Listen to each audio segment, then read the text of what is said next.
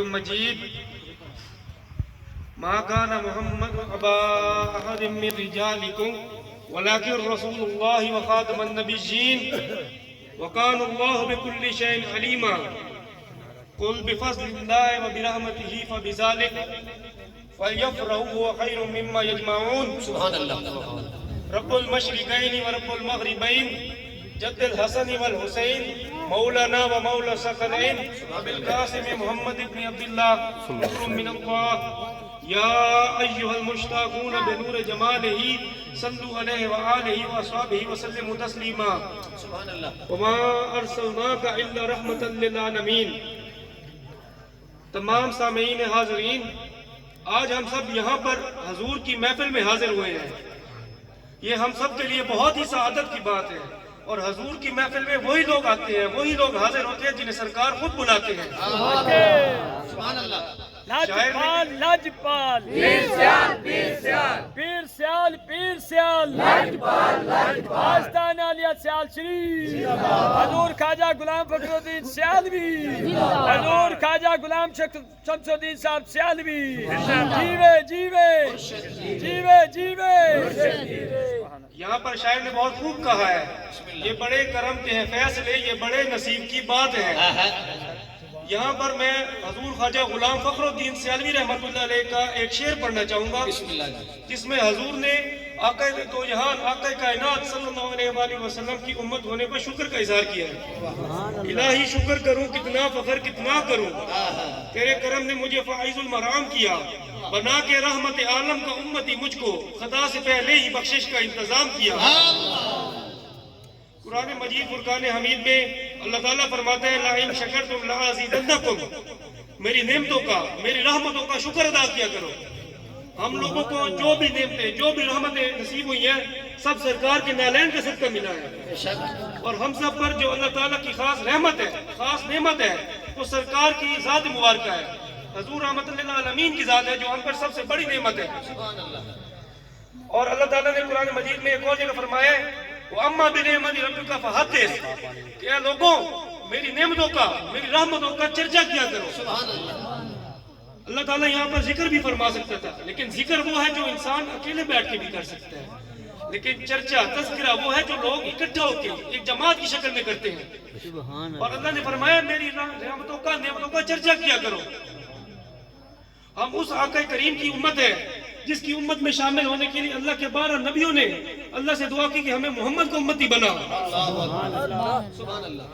ہمارے آقا کریم کا، کریمی کا یہ عالم ہے کہ جب آپ طائف تشریف لے گئے ہیں اور اللہ نے اپنے اور حضور نے اللہ کے دین کی دعوت دی، تو طائف کے لوگوں نے حضور پر پتھر برسائے کہ حضور کے نالین خون سے لہو لہان ہو گئے.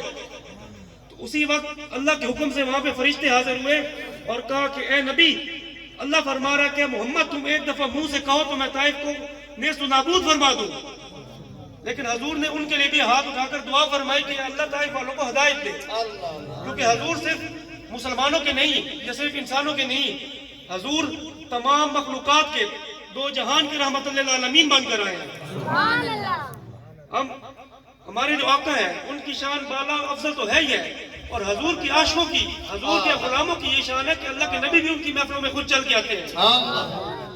حضور پیر پٹھان غریب نواز رحمت اللہ علیہ کا میں واقعہ آپ سب کے سامنے بیان کر کے جاؤں گا، تو آپ لوگوں نے اکثر سنا تو ہوگا، لیکن یہ عشق کی انتہا ہے کہ حضور پیر پٹھان غریب نواز خواجہ شاہ سلیمان توسی رحمت اللہ علیہ ایک دن اپنی محفل میں موجود تھے، اور آپ کے خلفاء اور مریدین بھی اس محفل میں تھے، کہ اتنے میں ایک شخص باہر سے آیا، اس نے حضور پیر پٹھان کی قدم بوسی کی اور کان میں ایک بات کر کے پھر واپس مڑ گیا.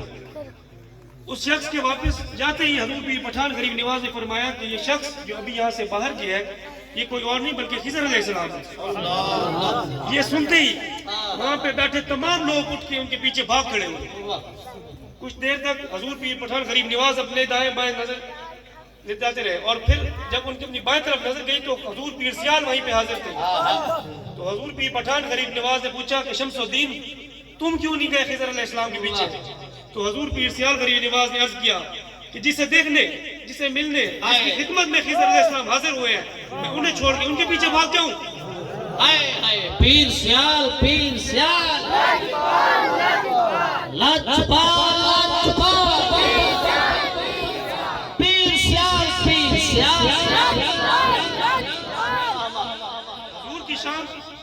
کسی انسان کے بس میں نہیں کہ وہ حضور کی شان بیان کر سکے، لیکن حضور کی عاشقوں کی بھی یہ شان ہے کہ انبیاء بھی ان کی محفلوں میں آتے ہیں۔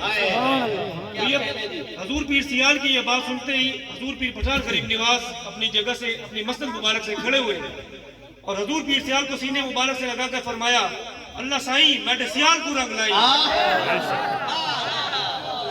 اور یہ وہ رنگ ہے کہ صدیاں گزر گئی لیکن اسی رنگ میں آپ اور ہم سب بھی رنگے ہوئے ہیں، کیونکہ یہ رنگ کسی عام کا رنگ نہیں تھا بلکہ اللہ کے ایک حضور، اللہ کے بندے کے، ایک حضور کے عاشق کے، ایک حضور کے غلام کا سچا اور پکا رنگ تھا۔ میں یہ دعا کرتا ہوں کہ اللہ تعالیٰ ہمیں اسی رنگ میں رنگا ہوا ہی رکھے، آمین۔ اللہ تعالیٰ ہمیں حضور کا سچا اور پکا امتی بننے کی توفیق نصیب فرمائے، آمین۔ اللہ تعالیٰ ہمیں حضور کی ناموس میں پہرا دینے کی توفیق دے، اللہ ہمیں ختم نبوت پر جان فدا کرنے کی توفیق عطا فرمائے۔ آمین۔ جہاں پر بھی مسلمان مجاہدین موجود ہیں، اللہ کے دین کے لیے جہاد کر رہے ہیں، اللہ تعالیٰ تمام کو فتح نصیب فرمائے۔ آمین۔ دنیا کے جس کونے میں مسلمان موجود ہیں، اللہ تعالیٰ تمام کی حفاظت فرمائے۔ آمین۔ اس محفل پاک میں جو جو موجود ہے، اللہ تعالیٰ تمام کی جائز خواہشات کو پورا نصیب فرمائے۔ آمین۔ اللہ تعالیٰ ہمیں اور آپ کو حضور کی سچی غلامی نصیب فرمائے۔ آمین۔ اللہ تعالیٰ آستانہ عالیہ توسہ شریف کو ہمیشہ آباد رکھے۔ آمین۔ اللہ تعالیٰ حضور پیر سیال کا نام ہمیشہ دنیا میں قائم و دائم رکھے۔ آمین۔ لاج